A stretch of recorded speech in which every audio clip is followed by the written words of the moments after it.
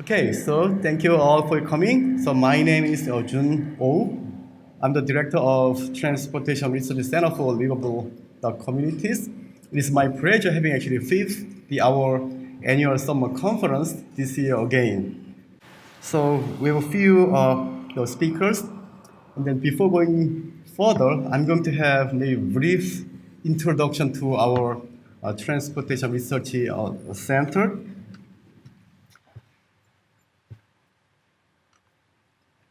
As you saw, our name of the center is Transportation Research Center for the Livable the Communities.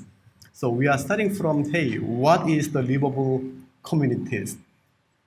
So what do you think is the livable communities? That's the whole our starting point of our question. So people living in communities perceive what is the community look like. Our community should be safe. That's our first top priority. Also, we want to be healthy while living in our community. And also, we want to be good environment, like in Michigan here where we are living. In addition to there are many other factors, of course, maybe quality of social interactions and opportunities for recreation, entertainment, or maybe unique cultural, environmental resources, all different kind. So back to our transportation. So in our transport systems, so even though if you ask your children, probably 80% of your children wants to go school by walking or bicycling. But in reality, in the United States, only 13% of them were able to do this. It was because our parents' fault. Maybe we don't want them to walk to school. Hey, that's not safe. If they want to bicycle, no, please stay. So that's our current circumstances. As a result, as you see, currently 40%, almost 40% of US adults are issues with obesity problem. Right? That's what we are having. And also in our community, 1 out of 5 people are having some types of mobility limitations. The question is how we are going to accommodate those people in our community. And also we are heading to so-called the aging society. So by 2045 in the United States, the age older than 65 will be 21%. And then question would be, in current to our transportation system, if I'm getting old, if I am not able to drive, what should I do? Staying home or asking my son to pick me up?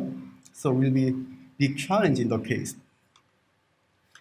Having said, so we need to build our community livable, where people can enjoy their daily lives without having to drive. That's one that we are talking about.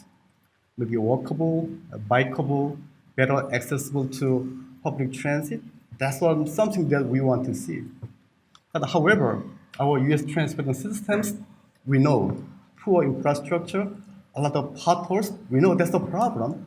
At the same time, our system is totally automobile dependent.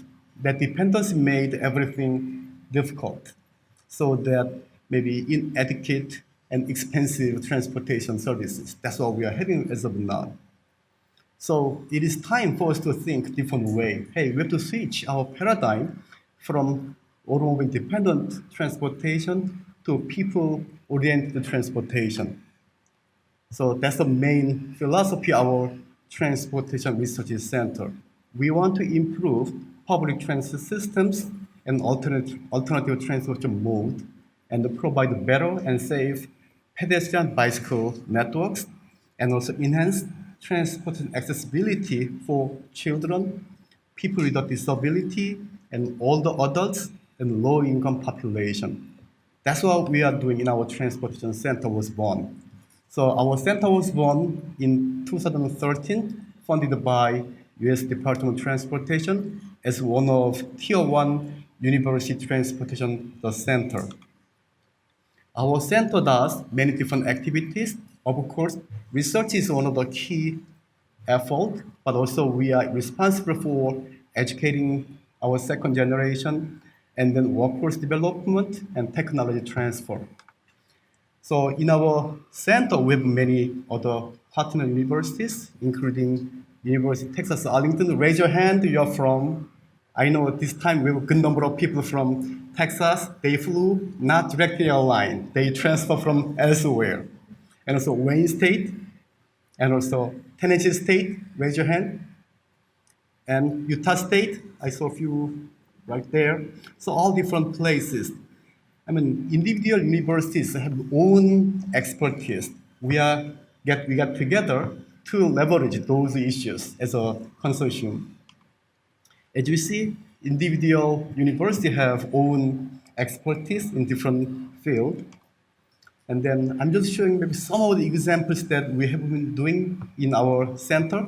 You probably have enjoyed a lot of poster session. This time we had 23 the student poster available. So all of them are different topics. And then maybe you may have seen some of those. In our center, we developed a bicycle simulator and then incorporating different types of traffic, I mean, actually human body sensors. And also we are developing so-called the bicycle app so that we are providing safer and bikeable route information to our general public. Meantime, also we are collecting the problems in the bicycle the environment so that we can leverage all these issues.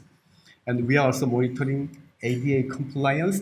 These days, new technologies are available, video technology and also LiDAR technologies are being used, that we can determine where we have a problem for people with a disability. And also, as you may have seen, we are using a lot of traffic simulation models, especially for non-motorized, how we are encouraging our people to save in our transportation systems and networks. And also different types of advanced instruments that we developed. You may have seen this bike in the poster session. It has a very, very precise sensor technology embedded. So one of the small red sensor over here, oops, sorry, red sensor, itself we spent $3,000, but very precise in the data, the LiDAR, all those things, in order to investigate how good our bicycle, the environment is. And also behavior aspect, many states are adopting so-called 3 or 5 foot passing law. Many states are pursuing. Michigan is one of them, not having yet, but so that we are using those bicycles to determine how drivers are behaving when passing those bicyclists. So maybe some of you may still recall that a couple of years ago, we had a very tragedy. So the bicyclist actually killed in Kalamazoo. That's one of the tragedy that we experienced. And also we are applying new different technology, the vehicle to device communication, which enhance our people, especially the blind people, is one of our also research components. Technology is being applied to provide their better accessibility and also safer travel. And also we are providing works on program through the technology. Smart cone technology is being able to disseminate information to the drivers approaching to the construction zones that enhance our safety and also mobility in our highway work zones. And also, we are concerning about people's health, especially getting lazy in walking and bicycling. We are getting problem with obesity issues. So how to encourage people through smart travel activities, we probably can enhance our physical health and public health so that we do research with wearable devices, how we are gathering those information. So having all this together, we are integrating the public health into our transportation systems. We like to analyze network performance, traffic safety, environmental impact, and physical activities, and also even the equity. So having all systems we are dealing with, maybe travel activities or public health, that's what we are heading to in our directions.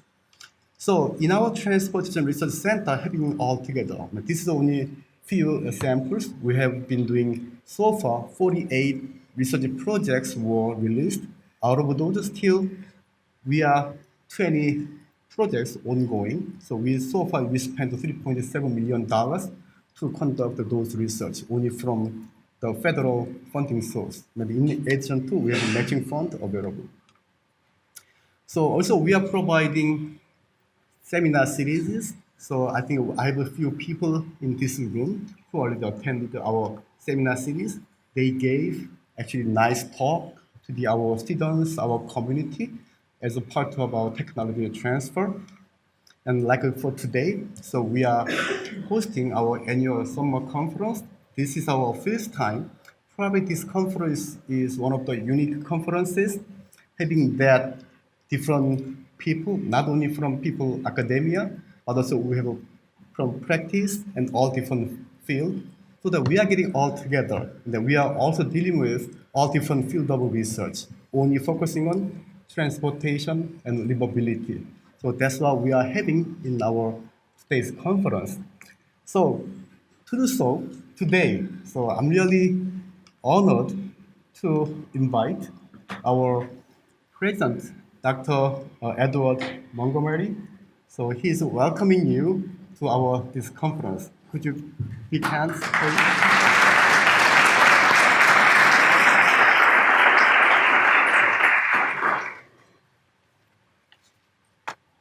Thank you and good afternoon. It's my pleasure to be able to welcome you here to Western Michigan University and to Floyd Hall in the home of our College of Engineering and Applied Sciences. I'm delighted to be here at the opening of this 5th annual summer conference on livable communities hosted by the WMU Transportation Research Center for Livable Communities based right here in the Engineering College. I want to make sure that, as presidents have to do, is we thank our sponsors, the U.S. Department of Transportation, and all those from WMU who have worked to help organize and put on this conference, two-day conference. It's no small feat. You guys have done a great job putting together this program. I want to make sure I thank the conference attendees and the speakers for traveling here to share with your wisdom and your insights and the advances about the needs in transportation, as well as to consider some of the difficulties and opportunities that this sector and our systems are facing. You all well know that the movement of people safely, efficiently, and affordably is absolutely critical for the performance and well-being in our daily lives, the performances of our societies, and the challenges is becoming increasingly complex in our fast-paced world with lots of competing demand. We're really proud of the WMU Center, Transportation Research Center for Livable Communities. The fact that it's got this Tier 1 status, is one of only 20 such centers across the country, I think is a real badge of honor for the faculty and researchers who work at it from our campus.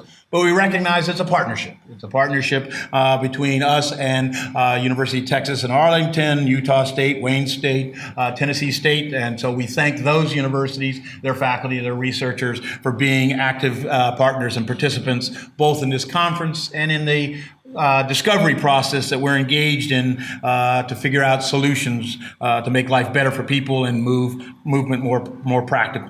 I want to applaud you guys for really helping us understand better ways to move people, move goods, make our transportation system better aligned with the needs of our society.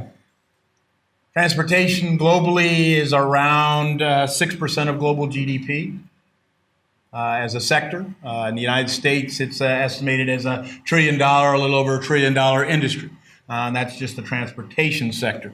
So it is huge, it's important, it's growing, it's transforming. If you read Futurists, what's happening in the transportation sector and related events is one of the most exciting or scariest prospects in the world.